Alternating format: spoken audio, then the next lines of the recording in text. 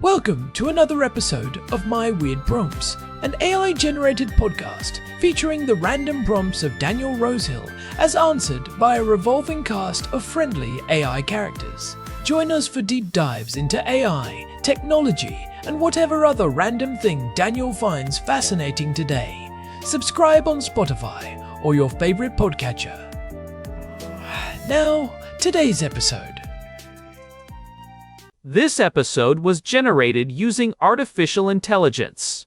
Please verify facts. Hi Herman and Corin. So let's chat today about the rapid rise of AI-generated music among all the many other things that are coming to age in AI. I was looking on Suno and I came across a great song called Onion in the Pan. It's a celebration of the humble onion as a cooking ingredient, but set to a rousing marching tone. And my question, Herman and Corin, is that maybe even just a couple of years ago, when Suno was in V3, it was good. It was decent. It was amusing. It was fun. Kind of the same thing you might say about ChatGPT or about DALL-E 3 years ago. And there was a tipping point not so long ago that it suddenly became really good and you could create things that were actually worth listening to. And now it's kind of professionalizing, and there's this whole industry of apps that are not, they're marketed at casual users, but also at musicians for generating stuff like hooks, doing stemming, all these things that were traditionally kind of complicated to do have suddenly become really easy. And it sparked a tremendous debate among musicians about, some people naturally are extremely anti, and if anyone even Suno's ad campaigns where they have a musician who talks about how much fun they're having creating music with Suno meets a huge wave of backlash from people saying this isn't music, this is going to kill artists and all the rest of it. So it's become almost an overnight huge debate in the music industry. I guess from my perspective, the only thing I think is really, I have a lot of fun creating Suno generations just for my own amusement. Like little nursery rhymes for Ezra. So I think that's a pretty wholesome and fun use of the technology. But then again, my income isn't threatened by the rise of this, as others might be. For finding royalty-free music, if you're doing stuff like YouTube, and traditionally that was pretty hard, and licensing was very restrictive. And I think if you're just trying to make a documentary and you want to have a bit of suitable mood music, it's really nice to be able to do that now without having to worry about this is someone else's copywriting and are the rights properly copied over. So I see the benefits of it, but I understand that there's also a net loss from some other people. So let's talk about the rapid rise of Suno, Herman and Corin, and how that debate is shaping up in the music industry. And a big one, of course, is the acceptability of AI-generated music. And where do we draw the line? If there's a hook that was generated with AI, and really, one point that I sometimes think about is, if you look at digital, how much music is digitally edited in stuff like DAWs, and some of it is pretty sophisticated. Haven't we really been using AI in music editing for years already? It seems that there's a bit of a blurry line when it comes to what is AI music and what isn't. And I'd love to know how that's being approached in the music industry and rights and artist livelihood. Over to you, Herman and Corin. Hey everyone, welcome back to My Weird Prompts. It is February 19th, 2026, and we are sitting here in our usual spot in Jerusalem. The sun is just starting to dip behind the Judean hills, casting that long golden light over the stone walls, and I have to say, I have had a very strange, very persistent melody stuck in my head all morning. It is driving me a little bit crazy, Herman. Herman Poppleberry here.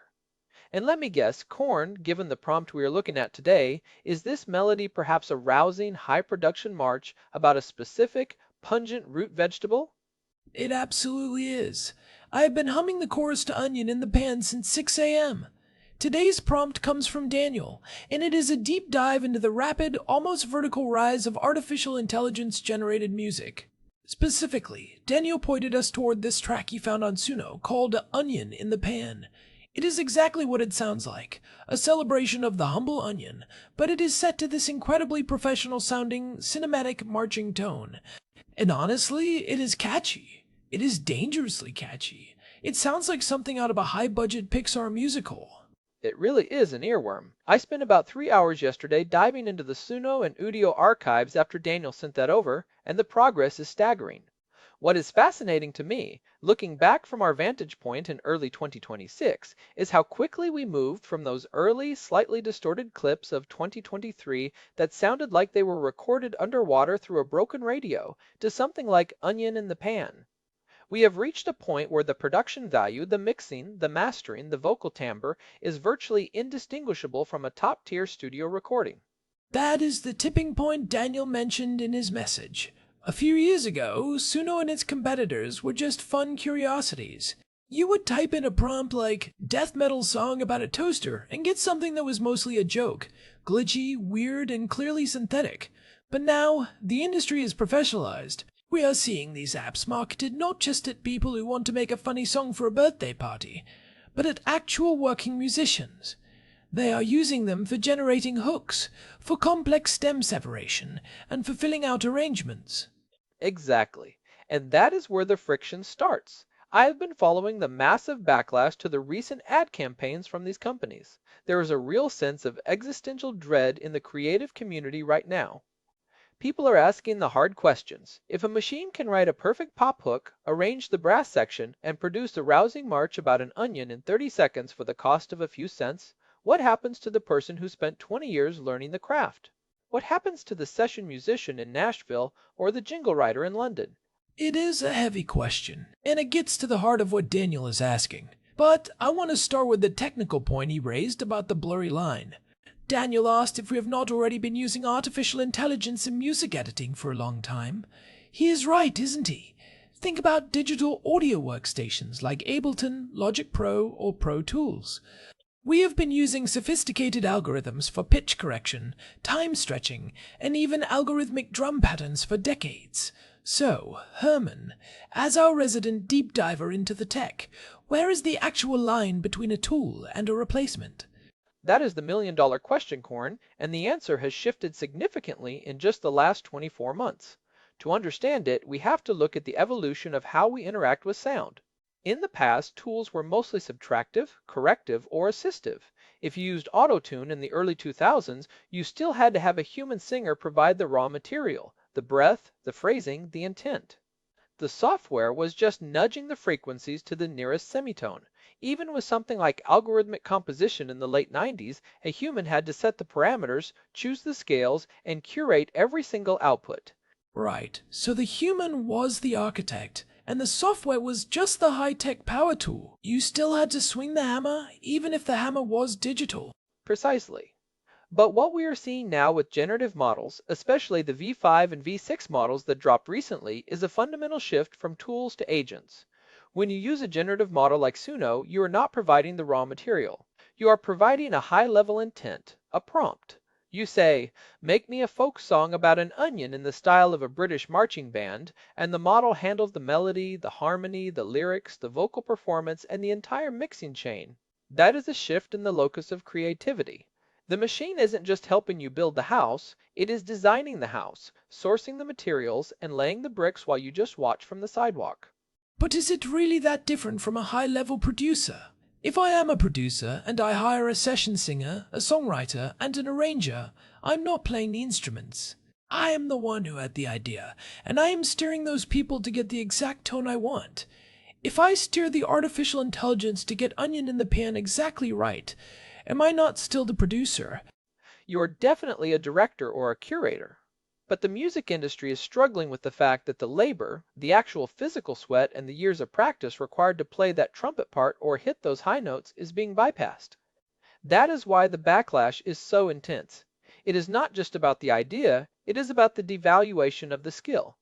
When the barrier to entry for professional sounding music drops to zero, the market gets flooded.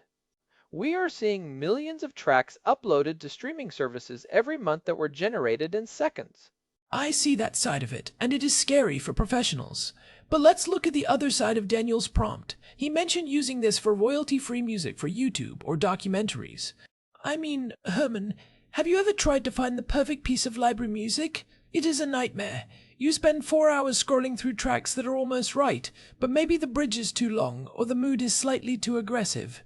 If a small creator can generate a custom track that fits their video perfectly, without worrying about copyright strikes or paying $500 for a license, that is a massive win for democratization.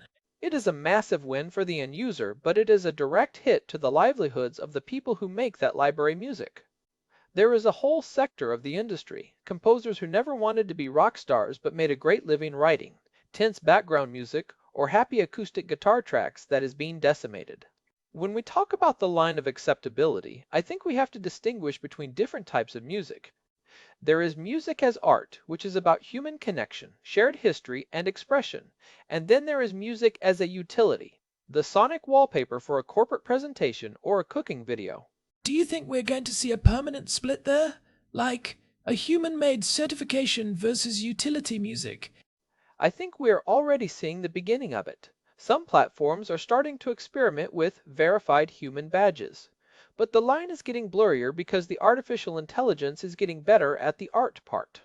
It can now simulate the emotional cracks in a voice, the slight hesitation before a beat, or the imperfections in a guitar strum that we usually associate with the human soul. It is mimicking the ghost in the machine.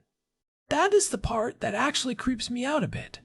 I was listening to a generated blues track the other day that had this little intake of breath before the chorus. It was entirely synthesized, but it felt so human. It felt like a trick. It felt like the machine was lying to me about having lungs. It is a statistical trick, Korn. The model has been trained on billions of hours of human audio. It has learned that humans breathe before they hit a big note because that is what the data shows. It isn't feeling the emotion. It is just predicting the next most likely sound wave based on a massive probability map. But here is the philosophical kicker. If the listener feels the emotion, does the origin of the sound wave matter? If a teenager in their bedroom cries while listening to an artificial intelligence song about heartbreak, is that grief less real? I think it matters to the artist, and it certainly matters to the legal system. Daniel brought up rights and livelihoods. We have seen some massive legal developments in the last year, haven't we? The courts are finally starting to weigh in on this. Oh, absolutely. The landscape in 2026 is very different from 2024. The big one, of course, is the ongoing litigation involving the major record labels, Sony, Universal, Warner, against the generative artificial intelligence giants. The core of the argument is about the training data. These models did not learn to make music in a vacuum. They were trained on the entire history of recorded music, much of which is under copyright. The labels are saying, you cannot use our artists' work to build a product that then competes with those very same artists and replaces them. It feels like the same battle we saw with Napster at the turn of the millennium, just in a different form. Back then, it was about how music was distributed. Now, it is about how music is fundamentally created. It is Napster on steroids. With Napster, the song was still the song. You were just moving a file. Now, the song is being broken down into mathematical patterns, vectors in a high-dimensional space, and used to spawn an infinite number of new songs. The legal defense from companies like Suno and Udio is usually based on fair use. They argue that the models are transformative, that they are not just copying the music, but learning the underlying principles of music theory, style, and timbre, much like a human music student would by listening to the radio. But a human student could only listen to so many songs in a lifetime. An artificial intelligence can ingest everything ever recorded, from Gregorian chants to K-pop, in a single weekend. The scale of it feels like it should change the legal category. You can't compare a kid learning a guitar riff to a server farm absorbing the entire Spotify catalog. I agree, and the courts are starting to see it that way too. We are seeing the emergence of data sovereignty laws. Some jurisdictions are moving toward requiring licenses for training data. This would be a huge shift. It would mean these companies have to pay into a collective fund that goes back to the artists whose work was used to train the model.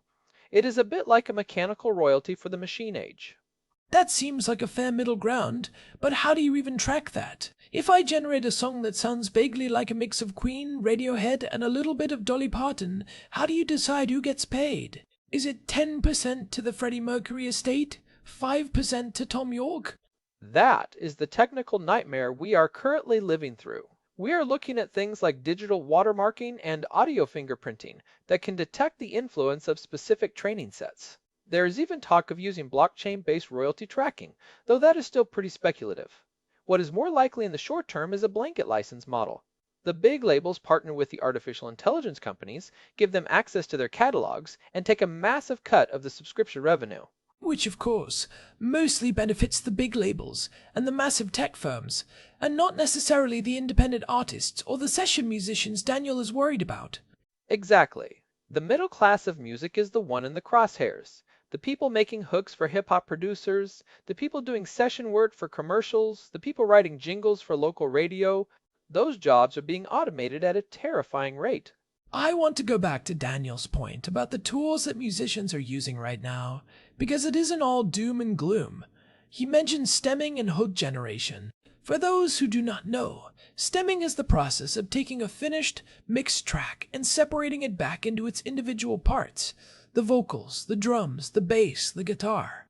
And that is an area where artificial intelligence has been an absolute miracle for musicians. Before these neural networks, separating a vocal from a backing track was nearly impossible without the original master tapes. It always sounded muffled, like the singer was trapped in a tin can.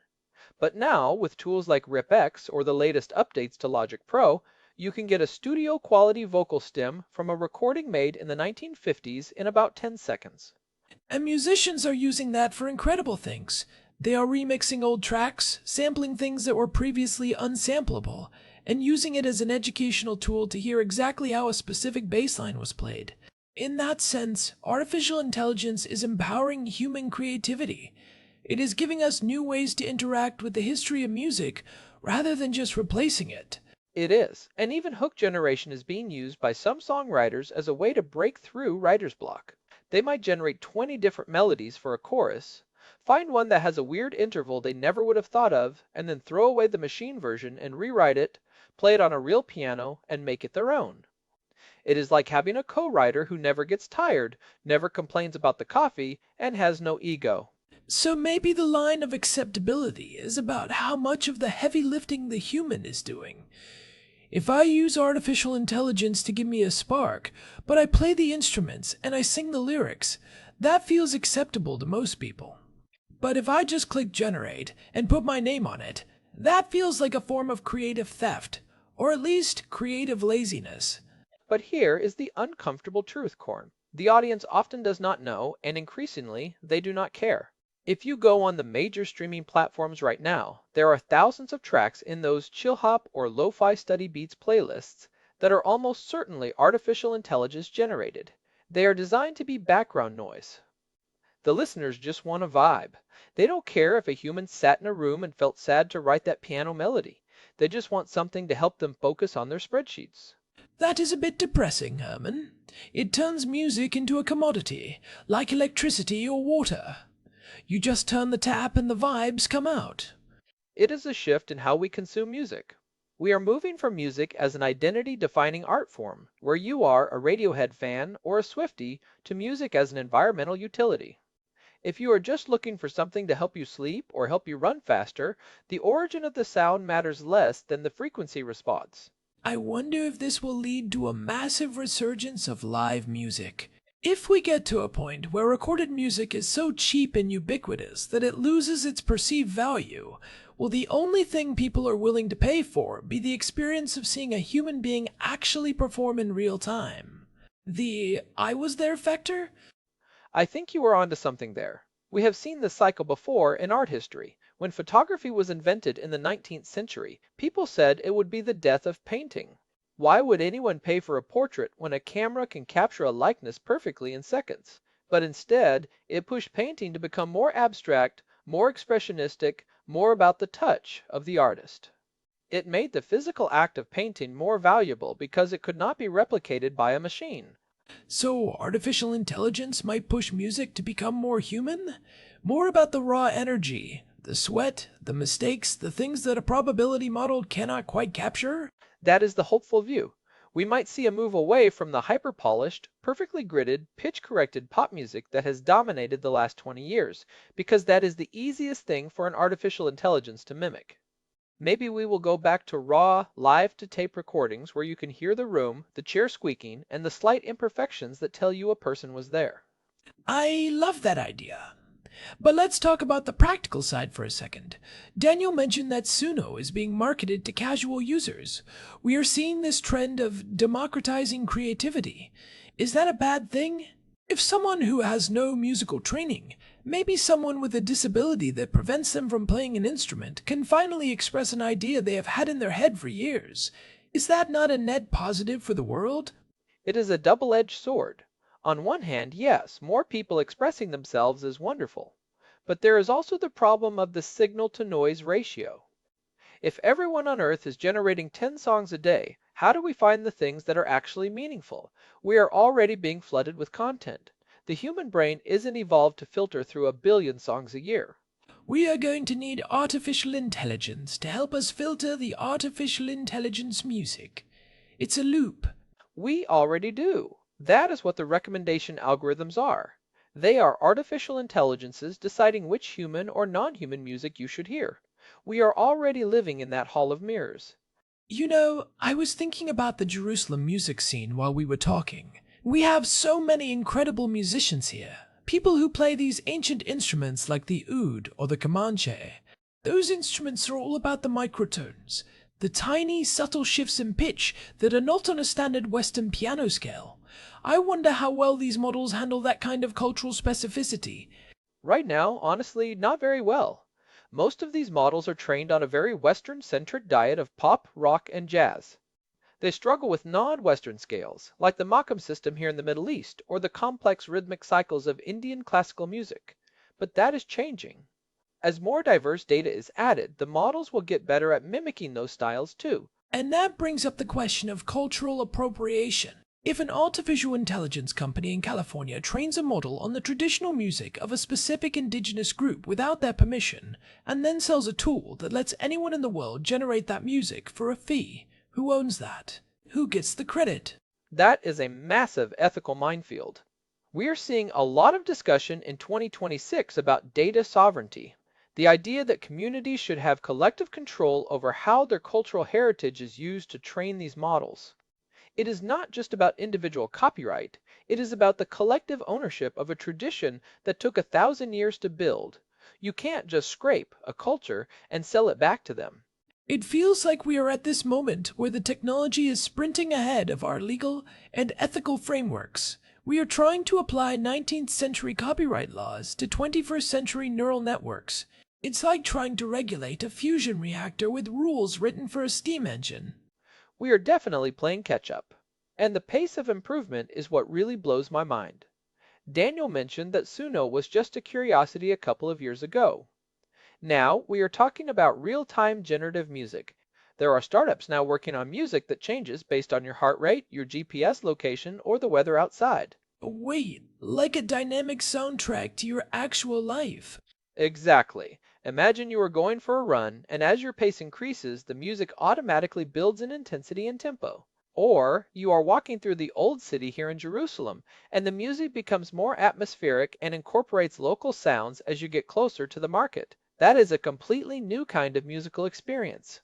It is not a static song, it is a living, breathing composition that only exists for you in that specific moment. That sounds incredible, but also a little bit lonely, Herman. You can't share that experience with anyone else. It is a private concert for one, tailored by an algorithm. That is the trade-off of the 2020s. We gain personalization, but we might lose the shared cultural touchstones. Everyone used to listen to the same top 40 radio stations. Now we have our own algorithmic bubbles. Generative music will just take that to the extreme. We will all be the protagonists of our own private movies with our own private soundtracks. So, where do we draw the line? Daniel asked. Where the line of acceptability is. For me, I think it comes down to transparency. I don't necessarily mind if a track is artificial intelligence generated, but I want to know. I want it to be labeled, just like we label genetically modified food. Labels are a good start, but they are incredibly hard to enforce. There is a lot of pressure right now for streaming platforms to require an AI-generated tag. But what if a song is 90% human and 10% artificial intelligence?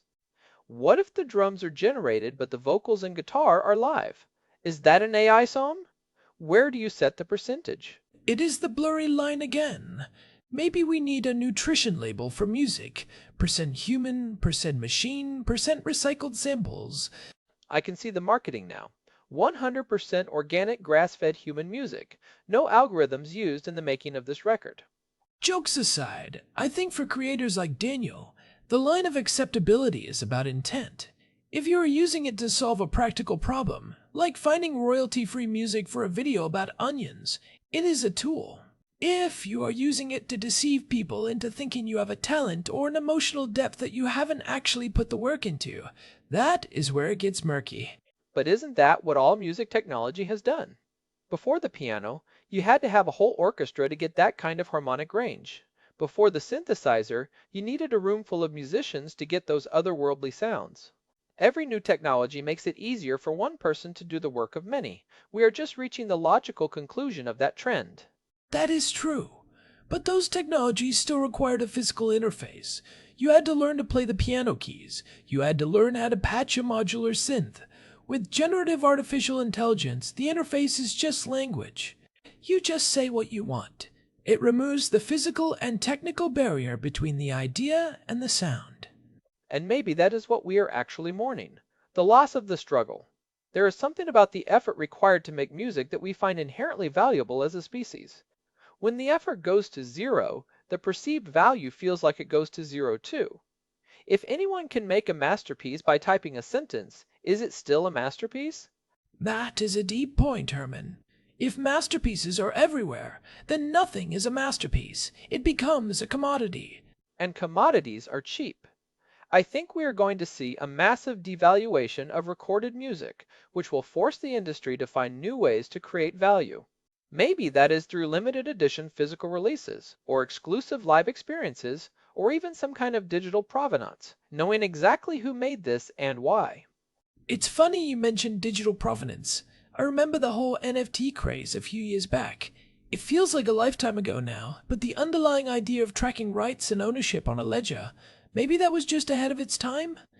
The hype was definitely ahead of the utility. But the underlying technology for tracking rights, that part still has potential. If we could link every artificial intelligence-generated track back to the specific data it was trained on, we could actually have a functional royalty system.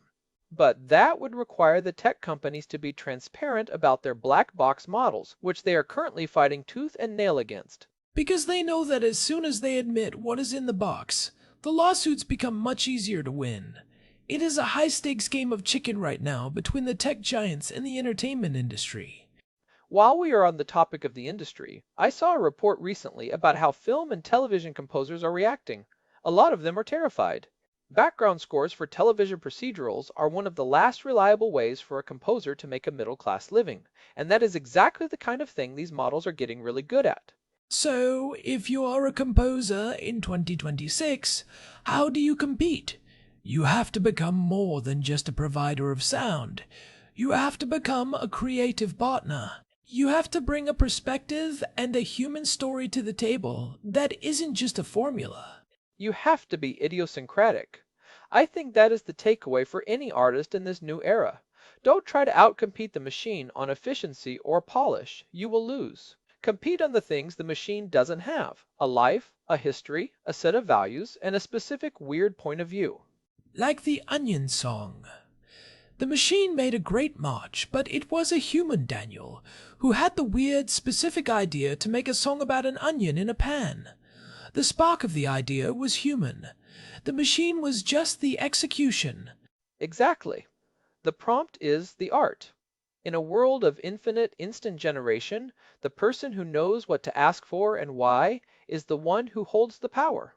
So, Herman, have you actually tried making any music with these tools yet?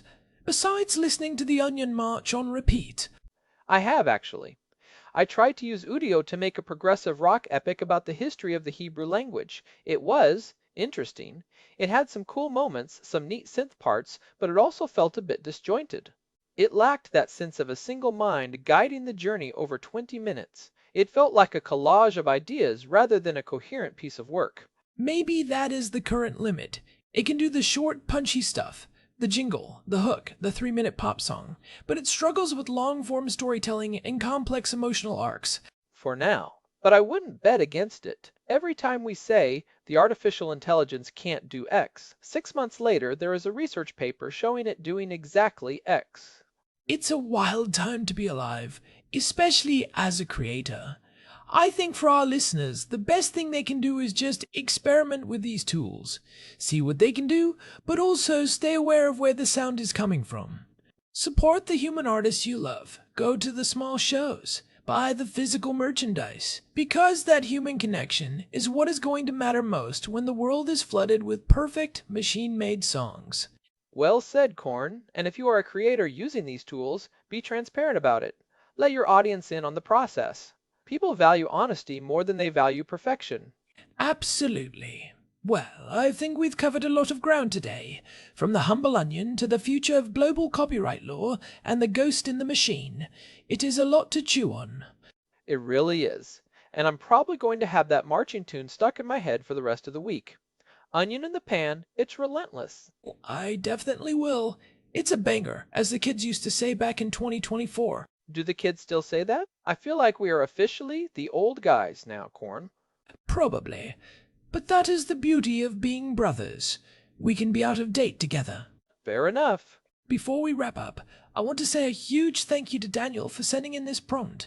It really got us thinking about the bigger picture of how we value creativity. And to our listeners, if you have a weird prompt of your own, whether it's about artificial intelligence, history, or something else entirely, we would love to hear it. You can reach us at show@myweirdprompts.com. And if you are enjoying the show, we would really appreciate it if you could leave us a quick review on your podcast app or Spotify. It genuinely helps other people find the show and keeps us going. Yeah, it makes a big difference. You can also find all our past episodes and a contact form at myweirdprompts.com. We are available on Spotify, Apple Podcasts, and pretty much everywhere else you get your audio. This has been My Weird Props. We are coming to you from Jerusalem, and we will be back soon with another deep dive into the strange and fascinating world where technology and humanity collide. Thanks for listening, everyone. Take care of each other, support your local musicians, and keep those prompts coming. Goodbye, everyone. Bye. This episode was generated using Gemini Flash 3. Text-to-speech engine was Chatterbox. Thanks for listening to another episode of My Weird Prompts, an AI-generated podcast featuring Daniel Rosehill's AI prompts, as answered by a revolving cast of friendly AI characters including me, Cornelius the Sloth. Subscribe on Spotify or visit myweirdprompts.com.